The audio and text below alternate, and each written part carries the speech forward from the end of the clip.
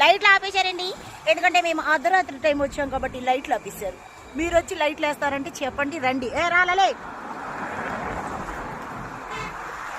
చూసారా, మేము వచ్చాము విచ్చలవిడిగా రచ్చరచ్చగా రచ్చ చేస్తున్నాం.